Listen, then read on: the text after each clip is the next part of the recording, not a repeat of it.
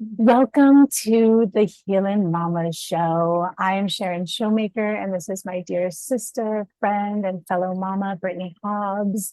And together we are Healing Mamas. And this space is being created for us. Really, it's it's for us to hold each other accountable, to have solidarity in our mama journey, to make space in our busy or full lives to drop in with friends and other mamas who are forging a path that is really brand new and has never been walked by us before. So it can feel kind of alone. And part of this process of us tuning in and dropping in together to share what we're moving through and what we're processing and what's alive for us is to put it into the world so that other mamas who are on a healing journey and finding and fumbling their way through motherhood can join us and sit alongside us,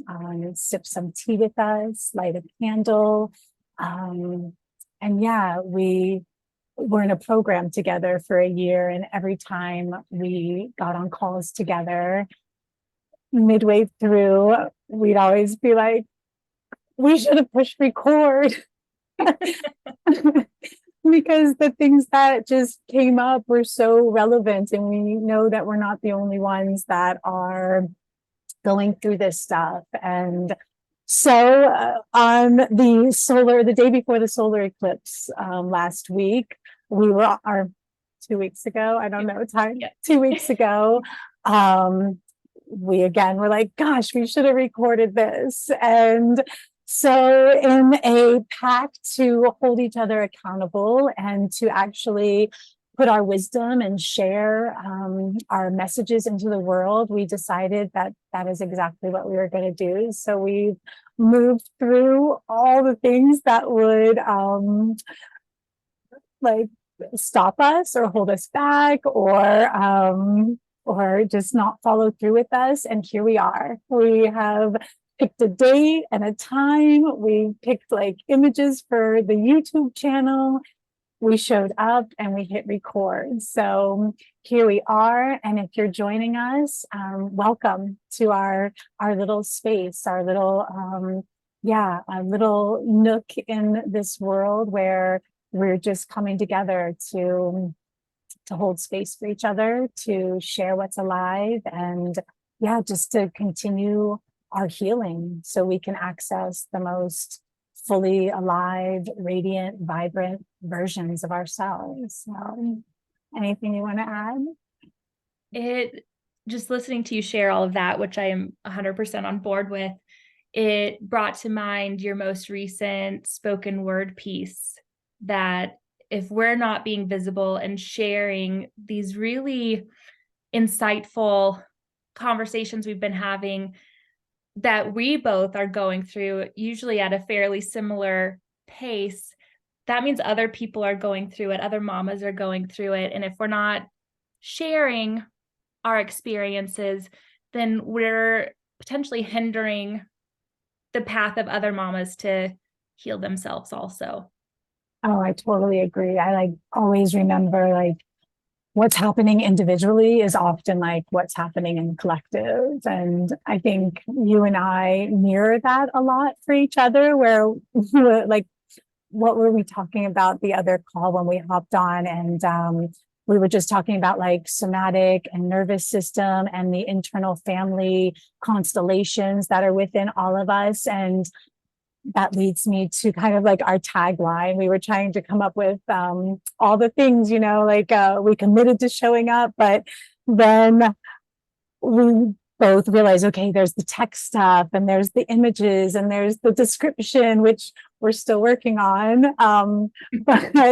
But as we collaborated and shared, which has been amazing to have someone like poke you or nudge you and be like, hey, or to just know that we're not alone, as both of us have been lone wolfing our way through the entrepreneurial journey. And so as we were coming up with like taglines, one of them was like, tending to all the parts. And as we talked about it and held space for, deciding what would be a good tagline, that felt really true, because not only is it like all the parts within us, from everything we've experienced from womb until now, in addition to like the collective and lineage and ancestral stuff and all of that is within us, all of those parts and pieces. But also we talked about like all the parts of motherhood. And this is where we decided like, oh, we should have pushed record, because it's like the meals and the relationship and the friendship and the homeschooling or unschooling, the integration of nature and our magic and our gifts. And I chime in, like, there's just so many parts of motherhood that that we feel are vital to the well-being of ourselves and to our families and to the world. And so, like, no stone unturned. There's nothing that we can just set aside this part, whether it's a piece of us or a piece of motherhood, that it would feel really incomplete and less fulfilling if we didn't hold space for that. So this is a space for us to share about us, the journey of tending to all of our parts of ourselves and motherhood. Which is also a huge focus of shifting all of our intellectual knowledge that we've gathered, or wisdom that we've gathered over the years that of all of our experiences, but truly starting and continuing to bring them into an embodied understanding of all of that information, knowledge, and wisdom that we've gathered. And carving out time within our busy lives of handling all of those parts to carve out that sacred space for ourselves, and having some rituals and practices that keep us grounded, because that is a lot of juggling parts and pieces to be navigating, especially if we're trying to pave a new path and do it differently than what is kind of more mainstream or more the norm, or what has been along our ancestral paths. I know we recently have a great mentor of ours, Ina, had a recent healing, and what came up in that was just how much my maternal lineage was impacting some of how I feel now, which is always amazing to me when we can slow down, get quiet, and what can actually rise up that you had no idea was hiding under there, that is impacting the way that we maneuver in our day-to-day lives now. I don't know if you had any similar experiences. Yeah, like what comes up is just like finding spaciousness. And like you said, how do we integrate and weave these like rituals or rhythms or sacredness into an already very full life? And I think you and I agree that song and dance and creativity, like, these are things that don't need much time. You can actually literally weave them into what is unfolding in our lives. And so where I was going when you spoke about like the maternal like lineage, is how important it is for us to have like graciousness and grace for ourselves as we hold what's been imprinted on us, and for our mamas who were doing the best they could without the information that we have at our fingertips, that they were doing it alone as well, that there wasn't space or anybody else really showing that there was an alternative way. So just remembering to have grace for our mamas and for ourselves, as we all have all of the parts of us that have been deeply imprinted for hundreds of thousands of years.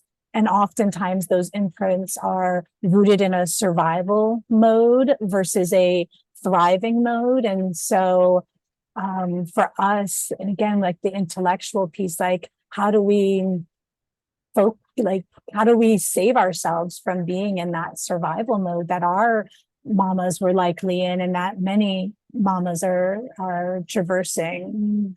And I don't know if you've ever heard this, but there was actually a research study, and I don't agree with how it was done, but I'm just going to share. There was a research study done on mice that had to do with tracking the generational trauma or the generational imprints. And so what they did is they had these mice in a cage, and they had, some sort of electric, mild, shocking mat that would increase the anxiety of these mice. And every time they turned it on, they would spray this specific scent into the cage until finally, they got to where they didn't even have to turn this on. They just had to spray that scent, and the mice would have this big reaction. But the fascinating and really sad part is that when those mice had babies, they would spray that scent, and the babies would have the same sort of anxious reaction, but without knowing, they would have no understanding of why they were feeling so anxious or triggered by this scent, right? But they just know that that scent meant some sort of danger. And they tracked that through at least 5 generations. Wow. That scent caused that same sort of response in. And I think that helps to just solidify a better understanding of how our ancestors, right? Because that goes back again 5 generations, and most of us have no idea who those people were going that many generations back, but things they went through at that time could still be impacting our reactions to whatever is going on in our surroundings. And we may not fully understand why we're having certain responses. But anyways, I just wanted to kind of add that, because that really, I didn't really understand how there could be generational trauma, or how there could be certain things that we had responses to that we didn't know why. And that study kind of really showed me, a pathway of how that's happening. But anyways, I just wanted to share that. No, that makes sense. And what there's another mouse study again, because if as humans, and the mice as well, if we are moving through the world with these deeply embedded into our DNA, into our genes, these triggers, whether it's sound or sense or messes, all of these things that put us on high alert as mamas. So many of us have used things to cope with them, whether it's the doom scrolling or drinking or drug use or pharmaceuticals, being naturally prescribed something for anxiety or to calm your nerves. There's so much medicating, whether it's by, these habits or patterns to numb. And so I know both of us are on a path to be fully present in our lives so that we can feel what's alive for us. And then both of us have put in countless hours and years learning about how to tend to ourselves and to soothe our nervous system, or to move through big feelings, or to get to a place where we're responding and not reacting. And so, I think, again, it comes back to how you said, finding ways to integrate and embody these practices so that we can be fully present, so we don't find ourselves numbing or distracting or checking out. And because that doesn't serve us, and it doesn't serve our families, and it only perpetuates and passes down onto the next generations that same repetitive way of existing, as opposed to really being conscious and intentional with what's being activated, and then moving through that from a healthy place versus a toxic coping mechanism. And where I was going to go with the other mouse, I think you probably have heard about when they ask what's the opposite of addiction and stuff like that. They've had mice like addicted to different things. And it wasn't like sobriety, it was actually like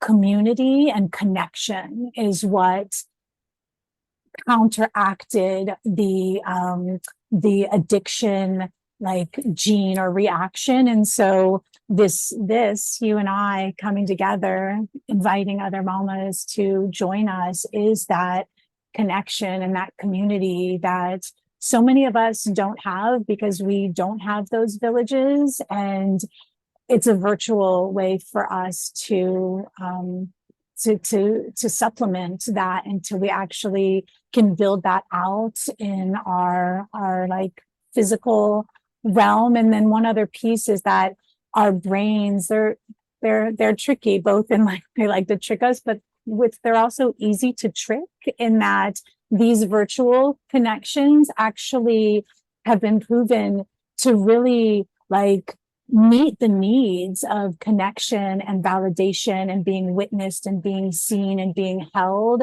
And it's not the same as like physical touch and physical connection, but it does serve ourselves as like a tool to our healing, to be in spaces with like-minded people and people that have the skills and tools to support us and share what they're going through and share their stories. Yeah, I mean, the past 3 years have been the most fulfilling in my life. And that's because I've been meeting women either virtually or through a group telephone. But the depth that we were able to go to and how we were able to connect in so many ways was more fulfilling than so many relationships I've had in person. And I mean, you and I hadn't met in person until May of this year. And before we even met, I felt, like you were one of my best friends. And then we met in person and we just went right into as if we'd been friends for years. And so I think it really speaks to how having a virtual community can truly be so fulfilling. I agree. It was seamless the way that we connected and met and then dropped in together. And it was like we'd known each other for years. And our husbands think that we are two peas in a pod and cut from the same cloth. So there's that too. And just like to speak to the magic that we have at our fingertips with like this virtual world. And as we align and put ourselves in places that we attract and find others that are on a similar journey or are going through similar things and that are just, we magnetize to each other. And I know we're not the same, like we're not the only people experiencing that. And so our hope with this channel, with this show, with this space is for other mamas to come together and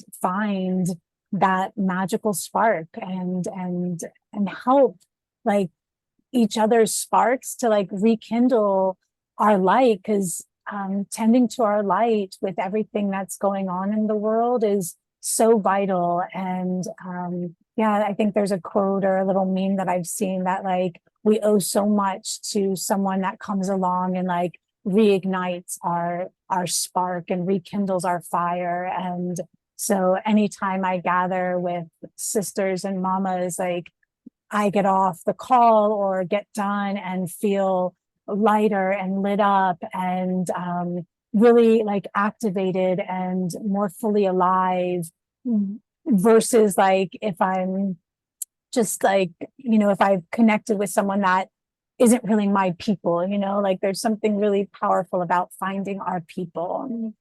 Mm-hmm. All right. I think we should light our candles to all those Yeah. intentions. Yeah. I love it. So if you have a candle at home, our wish here is that you come into this space, like grab a cup of like tea, pour yourself some tea, light a candle, like slow things down for yourself so that you can be with yourself and be present with yourself, be present with other mamas. So I'm noticing the wick on my candle. might have gotten broken off. So we'll see if it lights. Might have to grab another one.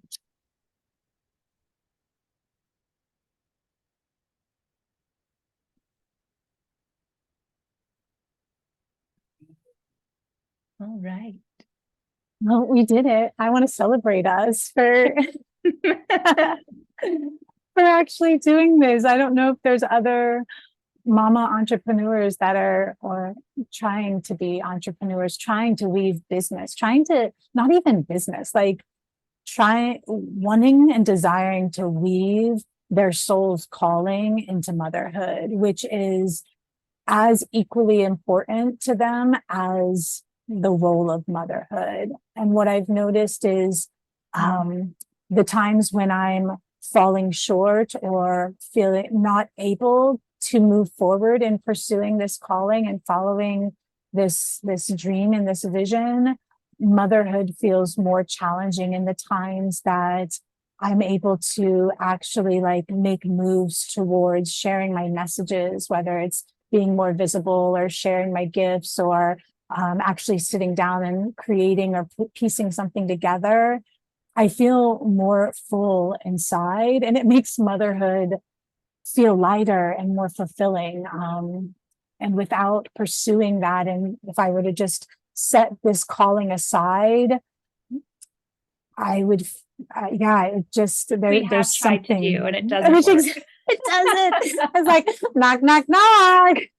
Did you forget?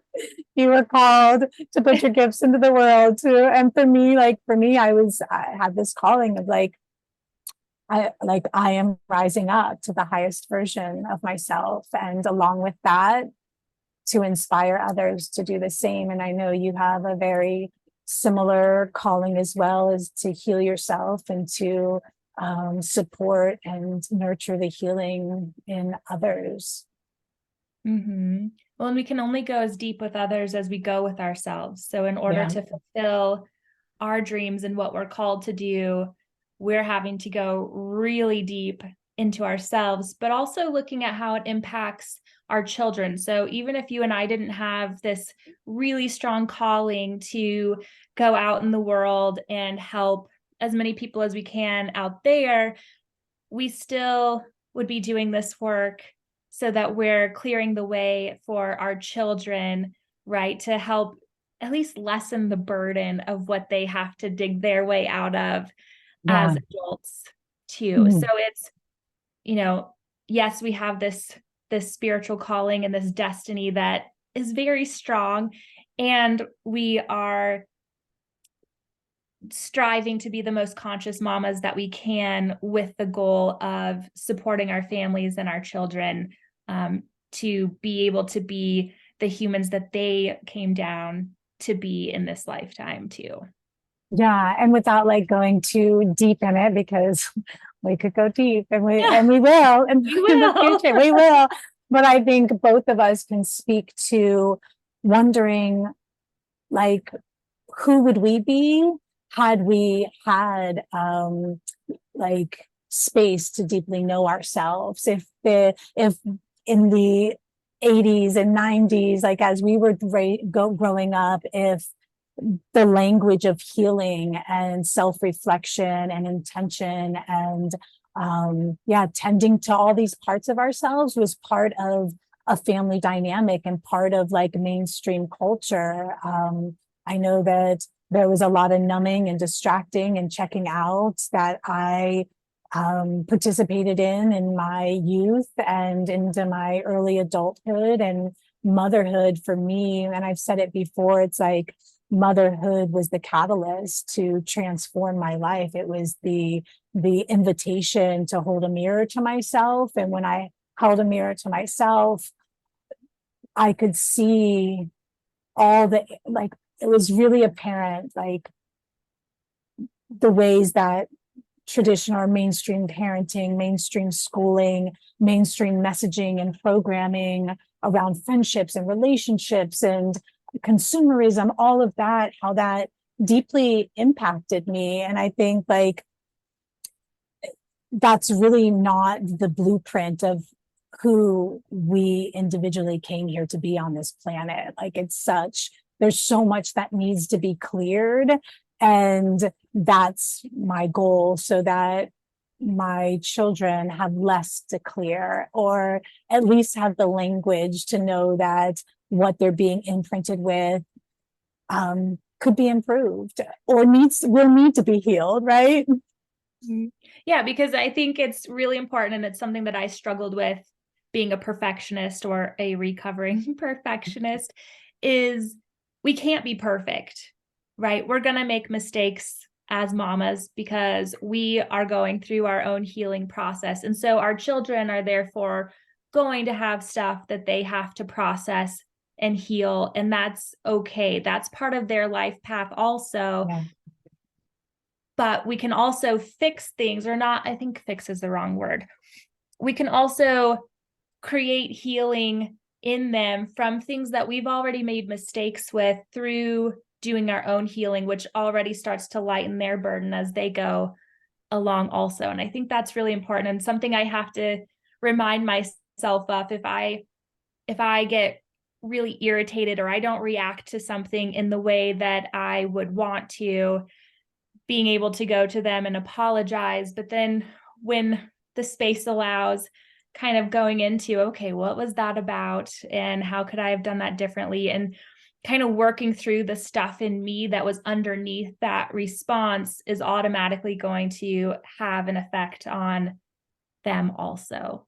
Right. Yeah. Which again is all easier said than done. But I want to emphasize that because I was taking it really hard. Like, oh my gosh, I don't want to be the one to damage my children Yeah. through not being able to be this enlightened, fully healed version of myself. But it's a constant process. And that's part of this human experience too, is the unfolding of it and the accountability and the reflection. Yeah. No, and I think, I mean, there's so many places to go. Like, one for like the perfectionism and like making mistakes in motherhood. Like, so many of us through the schooling system, like mistakes are graded and judged and you fail, right? Like, so when you mess up, we weren't taught that messing up or mistakes were learning experiences. We learn that they're detrimental to like our acceptance as good girls, or to like being the, like, yeah, I mean, like literally, like if you messed up on tests, you failed. And so like so many of us walk around needing to heal the not enoughness wound, the I'm failing wound. Like it's a lot. And Not enoughness wound is a big one for me. yeah, That's like one of right. my biggest. Right. And then on the other side of the not enoughness is the too much, right? Because then if you're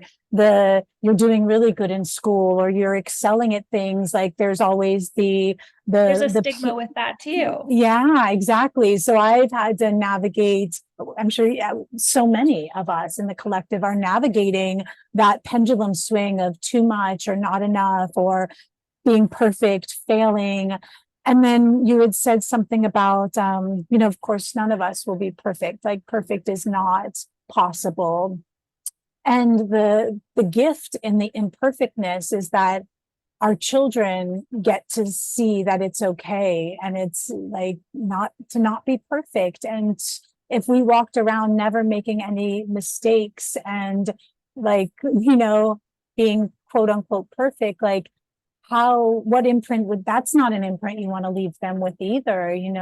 They look up to us and idolize us and put us on pedestals as their parents and their guides and their caretakers and their mamas.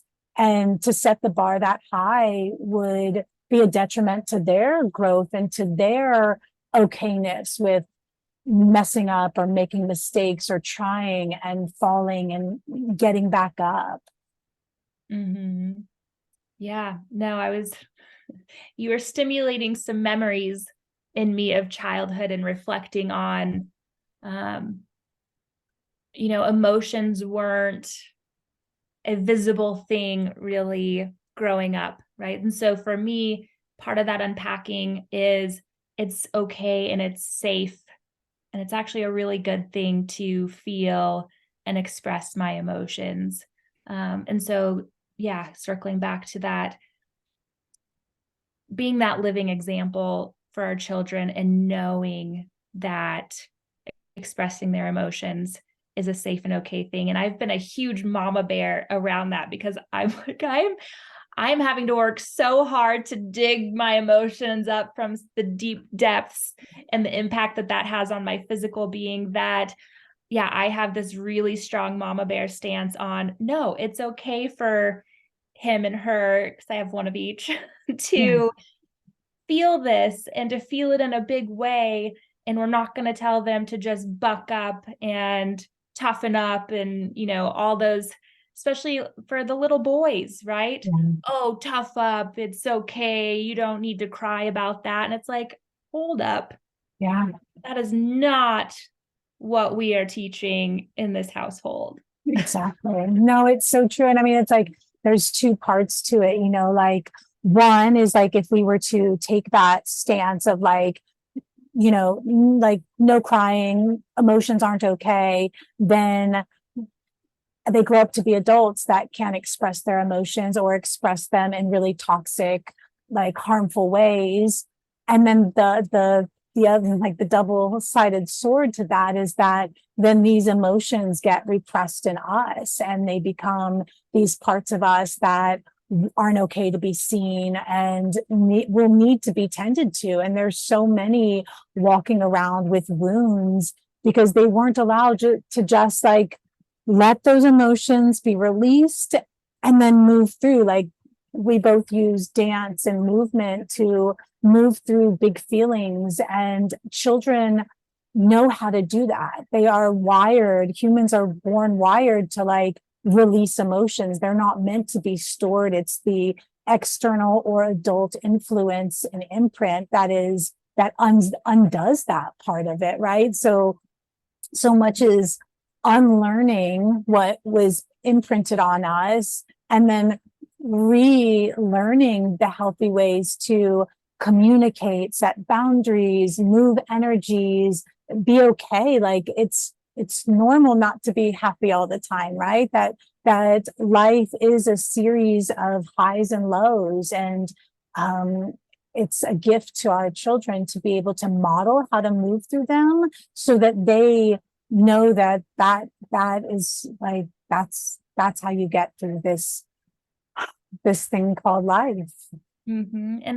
And I want to share, like, it can be a really simple practice too of tuning into our emotions and allowing things that are trapped or repressed in here to come out. Like, for instance, just last night, I had some very unexpected, couple hours to myself when I got home from work, and I took a bath, and I was feeling a lot of tension in my jaw and kind of a pressure in my throat. And so it was just kind of slowing down to take some slow, deep breaths and to get curious, like, okay, what is going on with this pressure in my throat? And immediately what rose up out of my body was sadness. And I didn't have to understand why that sadness was there or what the story was about it. I just had to be like, okay, sadness, I feel you, and just being with it, and then immediately that pressure started to ease. And that's not necessarily the goal, right? We don't need to fix this or do anything, but we're just carving out that space and then going into the jaw and my teeth and just this kind of tightness. And again, just tuning in and getting curious about, okay, what are all these sensations that I'm feeling here? And just asking, like, what's going on with this? Why am I feeling this? And immediately, again, the answer just rises up if you're just still and curious and just tuning into what your body is communicating through these sensations.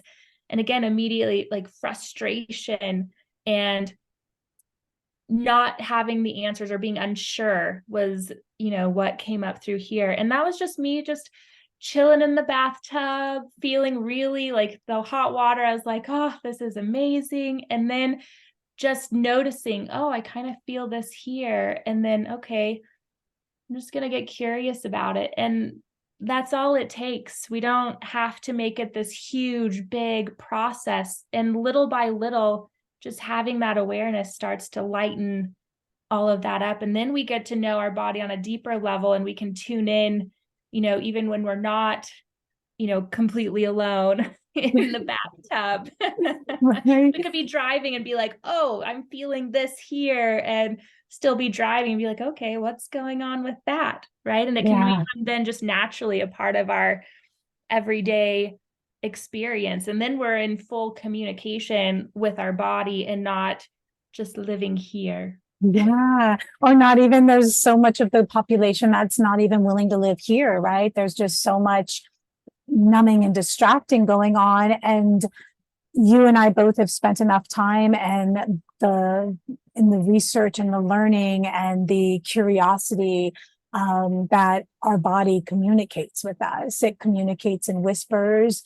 And if we're not listening to those whispers, it begins to speak louder. And we have like such a pandemic of chronic disease and chronic disorders. And what science and what research and what is being proven is that when we take the time to listen to our body, that it begins to communicate, and we can do the work to release these emotions and these feelings and these suppressed things that are really at the root of it. But because we're so busy consuming and watching and drinking, or just all the things that distract us from being present, we don't ever get a chance to get those answers. And so many people either medicate or self-medicate, but that doesn't ever address the root cause, like what's really at the root of it.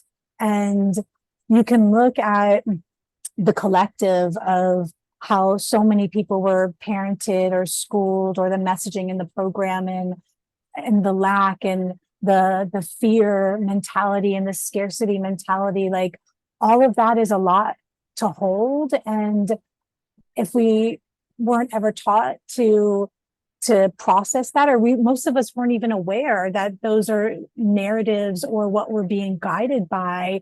And so they're just sitting in our bodies, and our body then has all of these ways that it's speaking to us, but we're not taught to slow down. And so we just have, and with your profession, how much medication and not addressing the root cause is kind of the fix all, like, and we don't need to be fixed. We just need to slow down and sit with ourselves.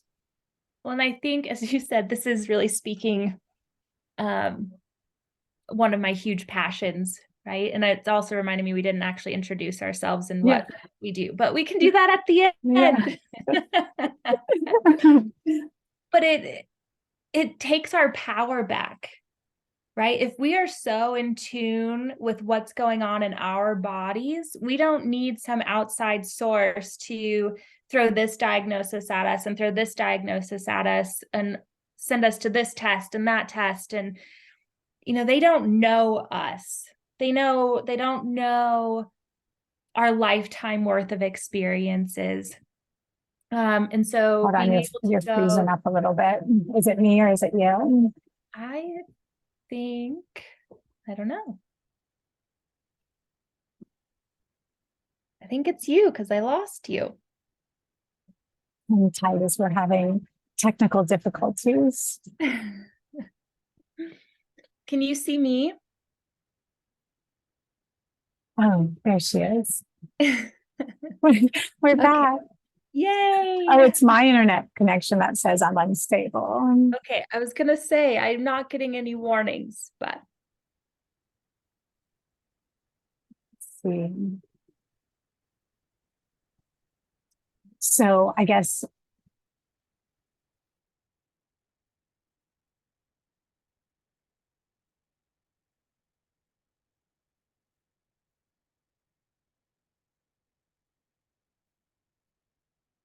so there, I'm back. I was talking, I was filling the space. But it said my connection was unstable. And I was just saying, like, that makes sense as I'm in Costa Rica and the jungles, and your connection could be unstable in the mountains of Montana as well. Yes, it goes both ways. So that's why we never know. Yeah. So hopefully you hung in there, and you were just getting back to, I think the highlight, the wisdom, the nugget within that is that we have the answers within ourselves. We're so programmed to outsource our information and the keys to our health and our well-being, but really the magic is that we have that all within ourselves. Mm-hmm. Yeah. And I don't know if we want to just take a moment to even let all of us drop into our body. Yeah, I feel like just talking about all of that like brings me up here, so just to come back into this space and this presence. It's a Yes. lot to learn. Yeah, it is. So maybe even if we could just close our eyes for a minute and start taking some slow, deep breaths. And I like to start focusing on just the air entering and leaving my nose, just something super simple. And maybe even just feeling the temperature difference of the air entering a little cooler and the air going out and how it's warmer just on that brief time inside our warm bodies.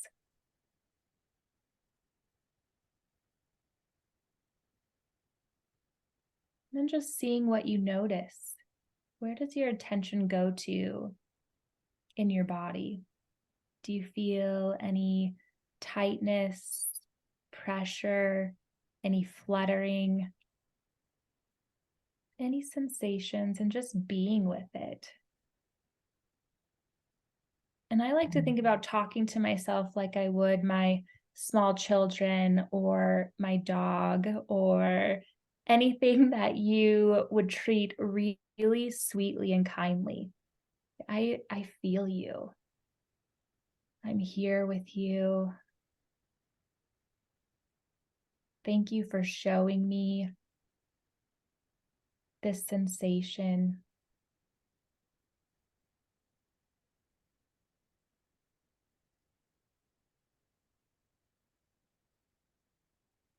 And then maybe just rub your thighs or your arms or give yourself a hug. Because we want to be really kind to our bodies. Let our bodies know they can trust us. And then if you're ready, then you can come back to this space and open your eyes and hang out with us a little more.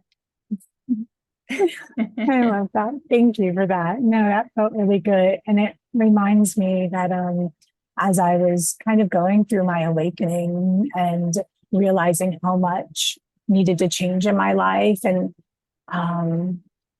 but it almost felt like I even had to like learn how to breathe again. Like I felt like most of my life I probably was like breathing within my chest versus like allowing the breath to drop all the way down into my belly. And so that's a work in progress still, is to remember to allow our breaths to come fully into our bodies, and then recognize the power that our breaths have to regulate our nervous systems, to regulate our that, and to activate that calming like response within our bodies. And one of the tools that I've been using lately, I'm not sure where I learned it from, but when I can see that one of my kids is having just a hard time, whether they're like feeling like they're outside of their body, where their energy is just like off the charts, or they're feeling a little scattered, teaching them to breathe, inhale on the way up and exhale on the way down, and just do a slow inhale and exhale as we guide each of our finger up and down each of the other hand, And it really works. Like sometimes kids just need that moment to pause. Sometimes I just need that moment to pause. I did that actually while you were inviting us to breathe, is just to like, okay, be even further in the quietness and the stillness and the slowing down by consciously like anchoring into that life-giving breath. Mm-hmm. I love that. And I'll have to use that little exercise with my kids. But my daughter just the other day was like, Mama, when I get really stressed or scared, I like to just, and she just did that like 2 or 3 times. I was like, that's amazing. I love that you do that. And just for her to share that on her own, and how it's kind of, yeah, just a part of her. And I even saw her doing it with just a little scary incident with our dog chasing our cat, and nothing happened, but she, from her end, thought something did, and it scared her. And then she was just like, Mm, and mm. yeah, so we're being examples for them, even when we don't always think that things are sinking in. Yeah. And I And we're not know, talking at them either, where if we're doing these practices on our own, they're little sponges and they're just soaking it up. We don't have to always say, hey, do this. It's more if we're just doing it, then they're observing us going through life too. no, I remember along the parenting journey and like the gentle or conscious parenting path, like the importance of the pause. And I feel like there's so many moments of motherhood where we get activated into reacting or being triggered, whether we're have an impatient tone or yell or just don't act the way that we want to show up in this world.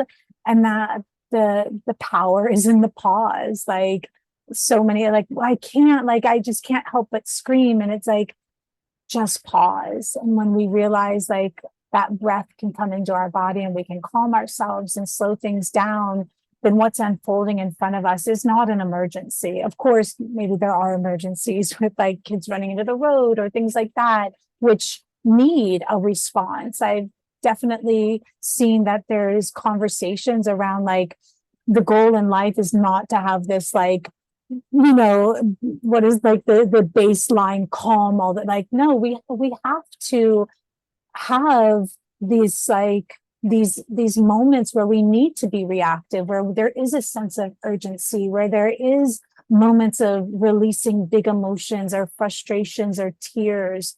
But when we can bring ourselves to be responsive instead of reactive, then we can parent better, we can mama better, we can go put our heads on our pillows at night and like lessen our mama guilt load, because instead of yelling or snapping at our kids, we actually took a moment to just breathe. and and and then the next part, like you alluded to, like in the bathtub or when you're, you know, in that moment in day-to-day life and you're slowing things down, is when you do have a moment to actually circle back around and ask yourself, like, what was so activating about that? Like, is it just this, that mice, you know, like study? Is there something that I'm not even aware of in my field that I'm reacting from? Or is there, you know, like, what was it that was causing us to, to show up in a way that isn't how we really desire to show up as mamas? Mm-hmm. I had an example of that this weekend. Yeah. So I was feeling really easily irritated and feeling really unheard, which is frustrating, or ignored, right? I was feeling really frustrated, and my husband was out of town, so it was just me for the whole weekend. Um, Getting out in nature really helps to kind of reset things too. But I wasn't able to identify anything inside of me in the moment other than feeling unheard and ignored, which I think is has some deeper roots. But it was reflecting after the fact, and I'm having conversations with my kids through it all. Like, I'm sorry that I'm having this reaction. I'm not meaning to. I'm feeling really irritated. But then in talking it out with my husband, because sometimes some reflecting kind of helps to bring forward, and for them to reflect too can be helpful. So it doesn't have to be a lone wolf job. I think that's Yeah. helpful.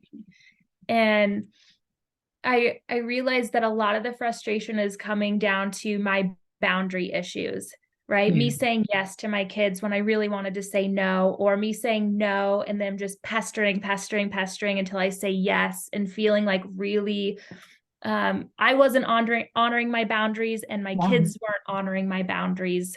And that starts with me. And so something that I've been really consciously working on this week is trying to be more clear on what my boundaries are, and trying to hold to when a yes feels right to me and when a no feels right to me, and trying to stick to that and not kind of be steamrolled, or I'm having a hard time coming up with another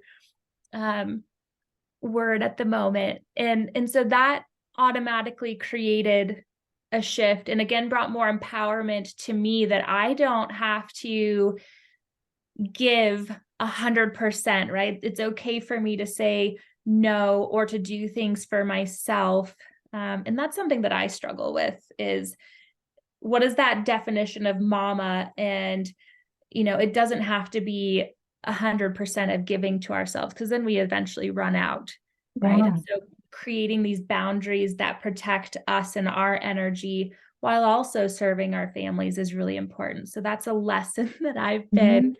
going through myself through this past week, that feels like there's finally a shift that's able to happen, and hopefully I can keep practicing it and have it be something that stays upheld.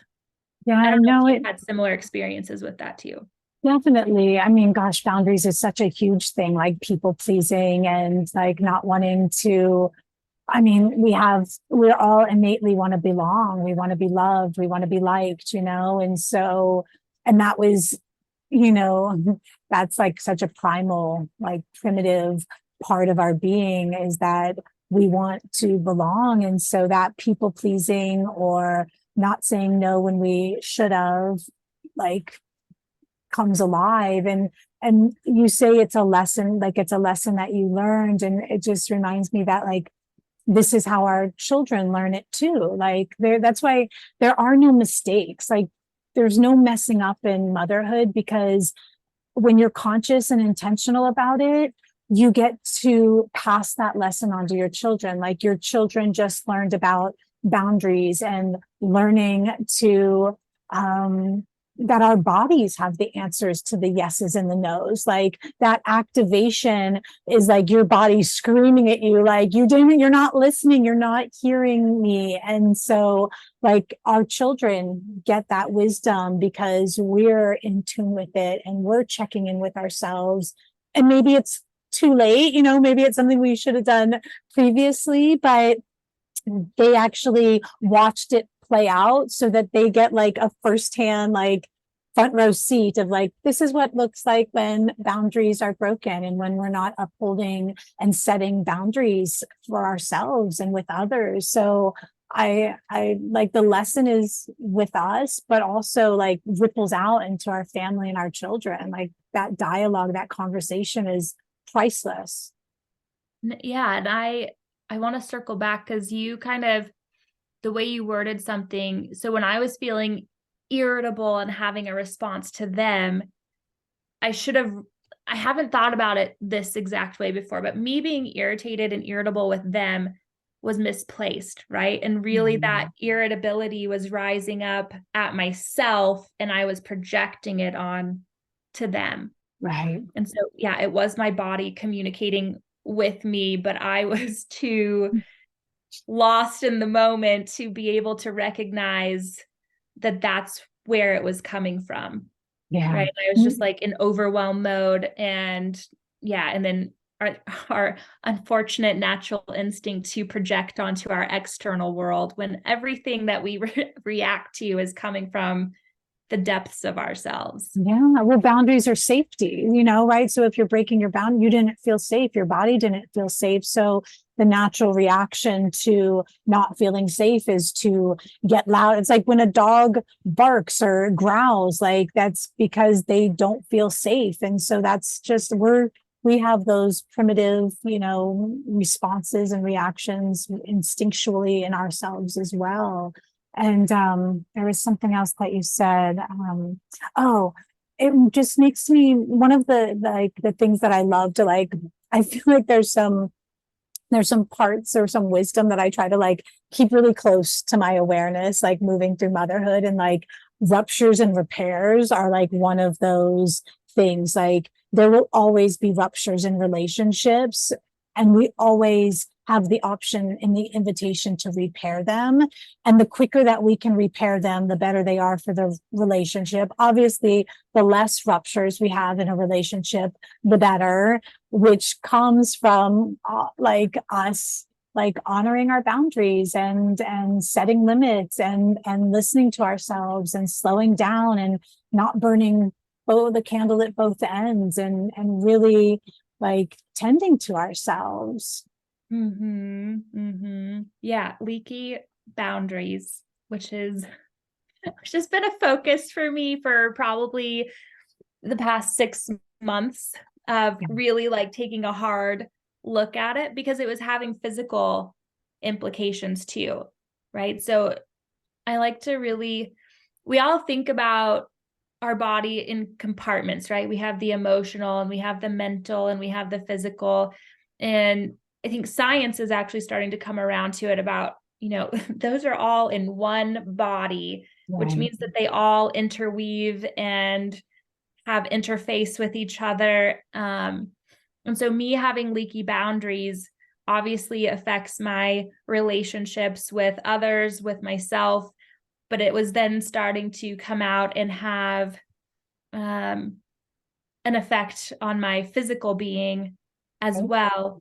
And I had to start correcting the physical piece, which I think then has been giving me the strength, the physical strength, to then start seeing okay, how can I repair this and all these other layers of my being, so now they can come together as one cohesive support system for my whole being, or my quantum being is what I like to think of it as. Yeah, no, and it makes, it highlights the fact that we have to repair with others, but there's so much we have to repair within ourselves too. There's two parts, of course, even just you would think okay, for 6 months I've had this leaky boundary thing in my awareness, I should have been able to fix it by now. But these leaky boundaries are something that we've carried with us for decades, lifetimes possibly. And there's layers to it. So many layers. And then there's parts of us, right? They're all one, but some parts of us are at war with each other. They're mad at each other. They're pissed that we haven't upheld this boundary, or that we've allowed things that weren't okay. And so there are so many layers that need to be repaired. And it starts with just holding space for that realization that, oh, there's a part of me that's like you said, we project it out onto others, but really we really just need a mirror to sit and say Sharon, I'm so frustrated or disappointed or heartbroken that you spent these years or these moments acting this way. And there's so much repair that needs to be done within ourselves.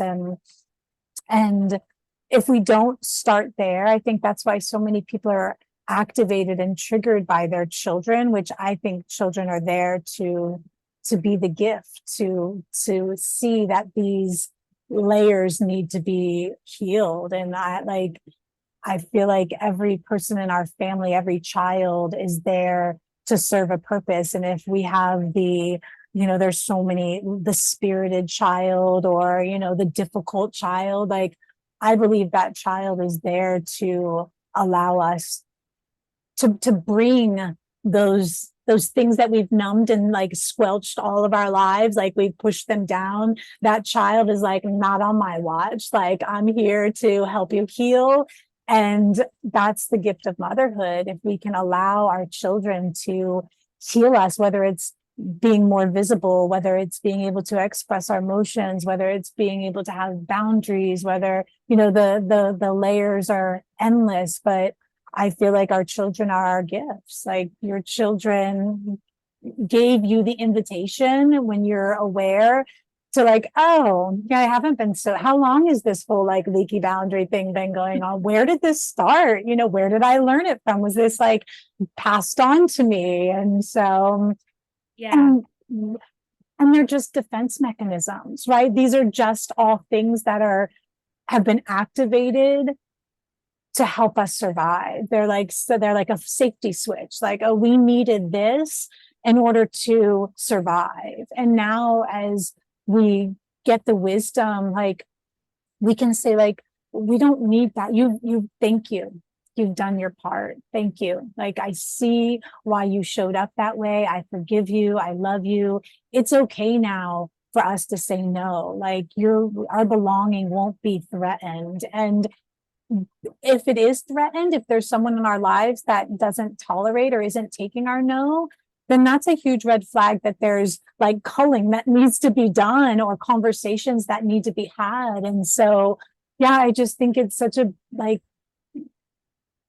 I feel like, I don't want to say that things are hard, but I feel like you kind of like can pick your poison. You can either pick the poison of like numbing and distracting and like not acknowledging and working through everything that needs to be healed, or you do the work. You do the hard work of addressing all that needs to be tended to, which reminds me of, like, as I know both of us try not to say like it's work all the time and that it's hard, and how powerful it can be that some of the things that heal ourselves can be done from play and from fun and things that actually don't have to be that hard.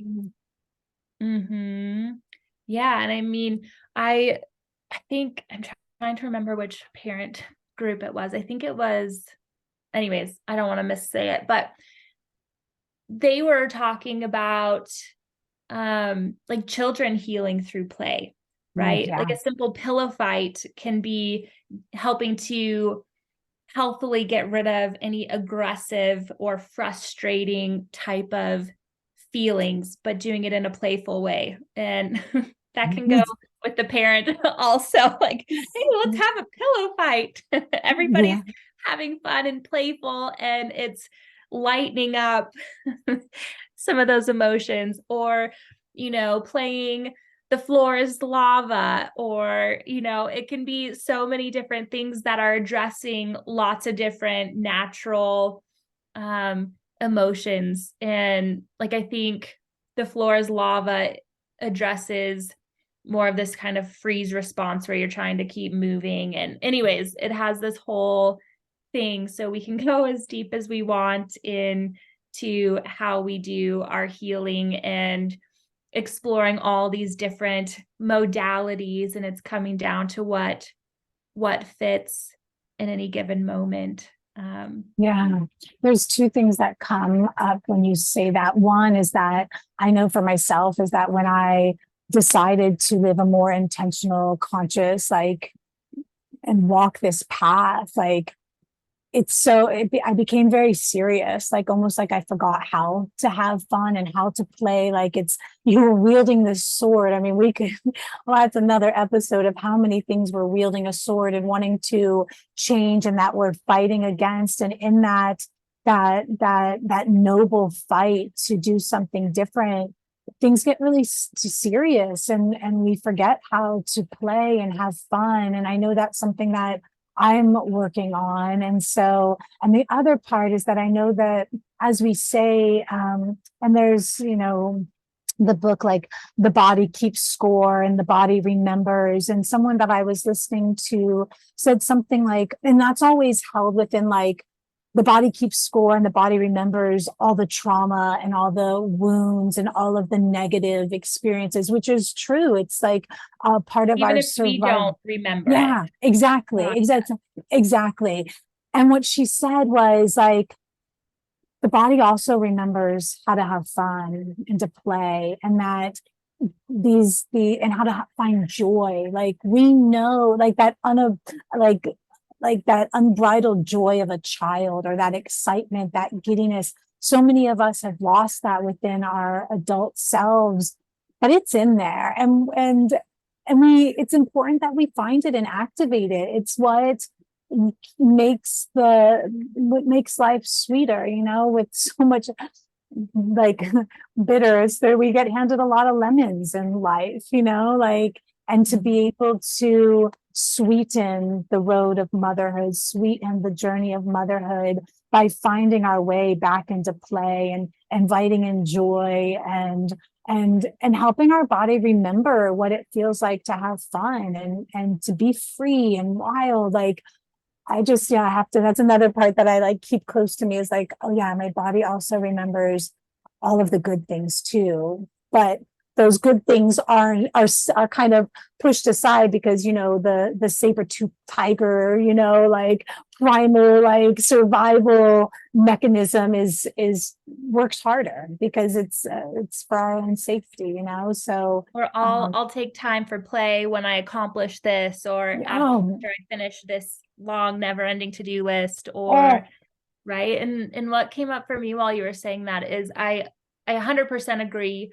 And it's something I have to constantly remind myself, because my mind will be reeling like, oh, you should do this, or I should do that. And so it really takes presence to be able to return to the joy, right? And with our children, they are very focused on being playful and having fun.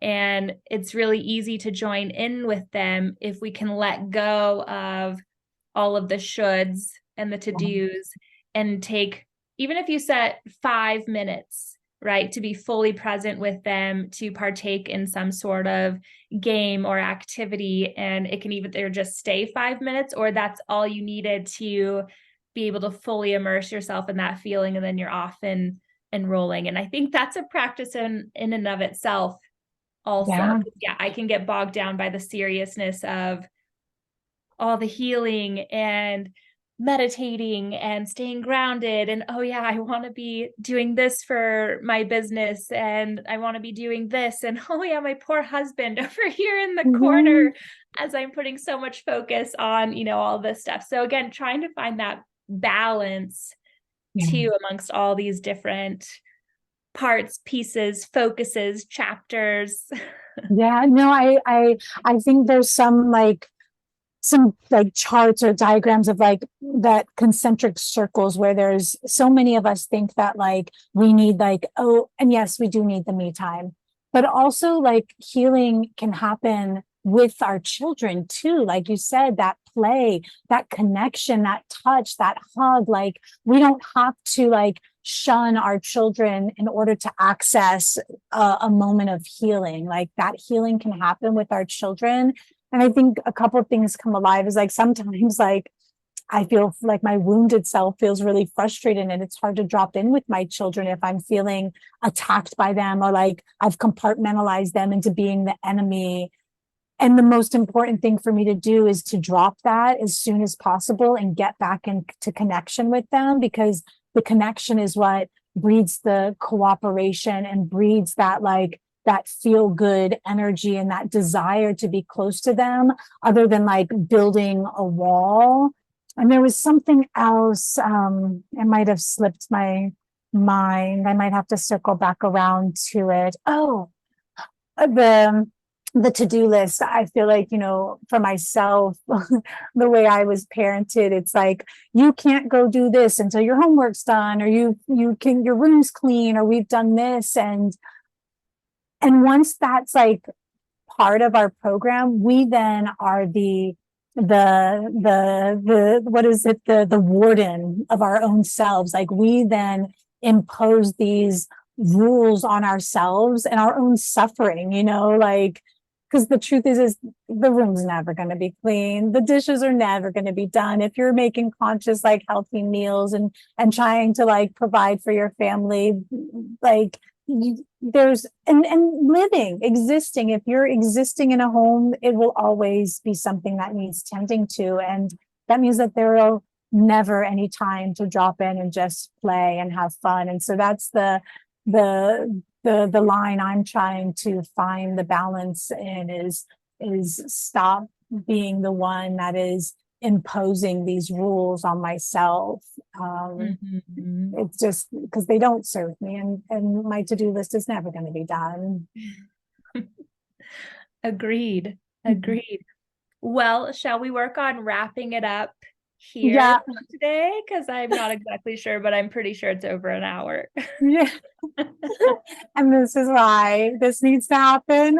And we're planning on, this was just supposed to be kind of a warm up, because next week we're going to be, I don't know, maybe we should just pre-record it and put it up, and just every Friday, that is kind of our goal, is every Friday to create this space for us to drop in with each other, to have these conversations, to invite you into them, to invite you to leave a comment and let us know how things like resonated. What's alive for you? What's the magic that you found? Is there like the healing happens in storytelling, and each of us have our own ways of coping and navigating and moving through motherhood. And I want this, and I know we both want this space to be one where we can share and learn and grow together. And your insight and your input is deeply valued here, because there's experiences and things that you've gained in your journey that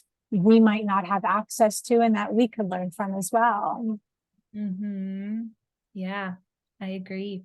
And should we wrap it up with an actual introduction of who we are, and then or we could just save that for next time. Leave this as a teaser. If you want to know who we are, tune in for the next session. There you go. I like that. Next time we'll actually introduce who we are. Yeah, I would love that. And then just the takeaway is like, take something that we've shared with you and practice on integrating, and teach your child the hand thing, teach yourself the hand thing. Notice your breath coming into your body. Invite yourself and find little moments of pausing and coming back into connection through play. Like we all benefit the more healing that is done within ourselves and our family and our children. So I agree. And with that, thanks for being with us. Mine went out, so there, I'll blow mine out. Thank you. Awesome. All right, we'll see y'all next time. Thanks for tuning in.